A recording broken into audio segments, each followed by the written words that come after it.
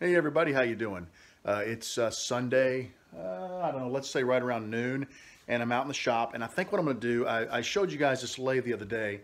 I think I'm going to fiddle around. I'm in the mood to kind of see if I can get this lathe going.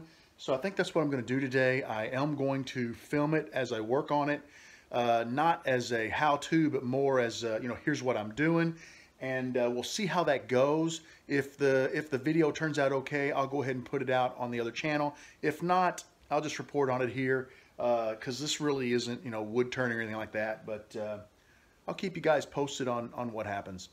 Well, guys, working on the lathe. Old Bob made a little mistake. I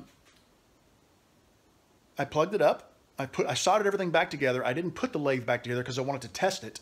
I popped the switch and the lathe came on.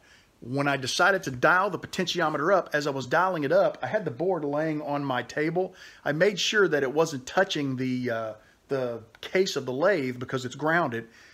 As I was dialing it up, the wires are stiff. I pushed it back into the housing. It made contact, went straight to ground, blew the breaker in the shop. Nice big pop, and now I got no juice on that motherboard. So I may have damaged it badly. I don't know. I did shoot a video. I'm going to clean that video up, put it out there, and I'm asking for people to give me a best guess because there's nothing on that board that's expensive. They're all, 50 cents, $1 parts. I mean, they're cheap. So I'm asking people to give me their best guess, and I'm going to attempt to repair that board just because it sounds like something fun to do, number one. Number two, I'm going to get out on eBay and see if I can find another ML618, Ryobi ML618, that maybe I can purchase.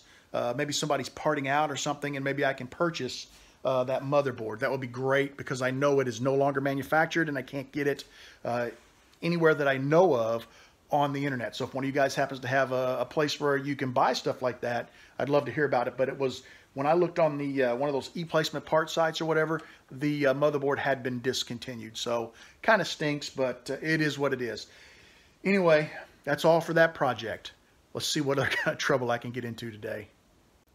I told you guys I'd keep you posted on what's going on, and I just remembered something. A while back, I was working on an Intarsia, a Santa Claus Intarsia for my wife as a Christmas gift. And of course, Christmas is over, so now I can post a picture of that. So real quick, here's a photo of that finished Santa Intarsia.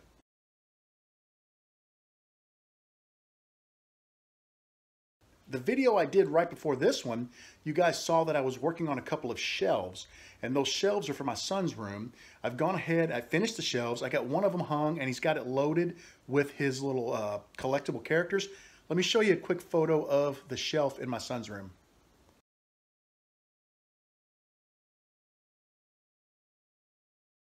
And you guys might remember, this has been quite a while back.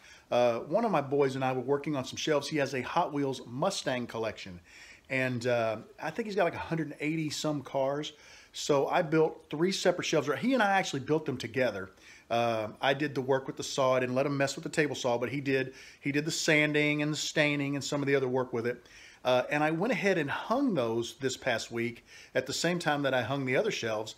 And he's got them loaded up with his Hot Wheels. And what's funny is the old shelves he had no room for his Hot Wheels. These shelves, he now needs to get out and get working on his collection because he's got a ton of room for all of his Hot Wheels. Let me show you a quick shot of the Hot Wheel shelves that my son and I built.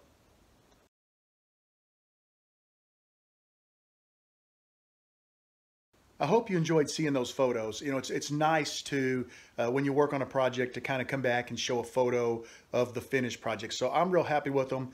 My wife loves the Santa. My boys are super happy with the shelves. They now have some place to put their collections as opposed to having them wrapped up in a tub under their bed or in their closet. So that's working out real well. I'm sure there'll be some other projects coming up, but that's all for now on that. I'm going to go see if I can get this great big saw. I'm going to take a look at it and see if it has the right plug to plug into the 220 outlet I have up here. If not, I need to document that, and the next time I hit the hardware store, I'll get a replacement plug for the end of it so that I can plug it in up here because it has never been run in this garage. It was run at another shop several years ago was the last time I ran it, and I don't remember what what the plug is. You know, when you get to 220, there are so many different types of plugs. Some snap, some just plug in. So I'm going to work on that for a little while and see how far I can get. Hopefully I'll get lucky.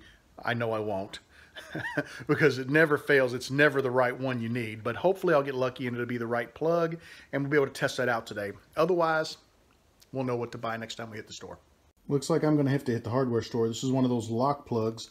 The plug I have on my dust collection system is it's a 4-prong plug, but it doesn't look like this. So, oh well, I kind of figured that's the way it would go, but I'm gonna have to get up there and just buy me an outlet so that I can wire it up and get this thing going again. I'll keep you guys posted as that happens. Anybody want to guess what I'm working on today? Oh yeah, been in this shop for a little over 3 years. It's time to get the tunes set up. We're gonna hang this receiver right here, I think just under the loft, and I'm still debating on where to put the speakers, but I got it all plugged up. I was cleaning it out. It was full of dust. Sounds great. Can't wait to get in the shop so I can have a little tunage while I work. I know some of you guys might be curious how I'm going to mount this stereo up in the loft. I've got these brackets. They came with my grinder, and I don't use them. They've been in my junk drawer for, well, ever since I got the grinder. I've gone ahead and put the markings on the top of the stereo case, and I've put a couple dimples in there, and I'm going to drill a 3/16 inch hole, and then I'll bolt these onto the case, and we'll be able to basically shoot a couple of screws right into the back of the rafters and hold them up. Now the back one is going to have to attach to this bar, and I've got a couple of these brackets that I can bend, and I've also got these, and I don't know if these will be a little easier to work with, but these are also from the old high-speed grind or low-speed grinder. So we'll figure the back out here shortly, but I'm going to go ahead and get the front brackets drilled in and ready to go, and I probably will wipe this case off before I put it up there. That's just dirt from the lathe where it used to sit under my table. So let's get these drilled up and see if we can get her hung today. Here's a quick peek at the brackets. This one in the back on the center is going to hit a joist this is going to straddle a joist. So this is going to hit that joist. These two will hit the front beam, and I angled them back a little bit because I think this thing will be better if it's at a bit of an angle. Let me show you what I mean. This is the joist that it's going to straddle, and it'll basically mount, get this cord out of the way, just like this. That way it's at a little bit of an angle. It'll be easier for me to use the controls from down below. Now we just get a couple of wood screws and we'll get this hung. Not too bad. Now for some speakers. I got the speakers mounted on the back wall.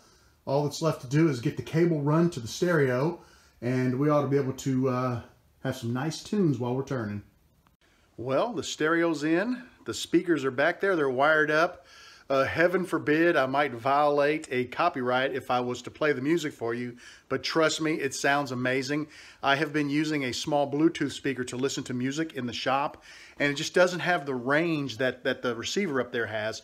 The cool thing is I listen to a lot of podcasts, but I've got a cable that I can just plug into that receiver and hit the auxiliary button, and I can blow my podcast through the speakers as well. So I'm looking forward to that. It's going to be nice, a nice addition to the shop because it has enough volume where even if I have the shop vac on, I can still kind of hear the music. And since I put it behind the lathe, it'll be coming from behind me, and I should really be able to pick it up and hear it over the rest of the shop noise. That's going to be it, guys. I'm just going to kind of clean up a little bit out here, and then I'm calling it a night. It's getting kind of late. I want to thank you for hanging out with me, and I hope this video didn't get too long, but I was just trying to cover everything that was going on today. I'm looking forward to maybe having some more shop time here in a day or so. Take care and have a great evening.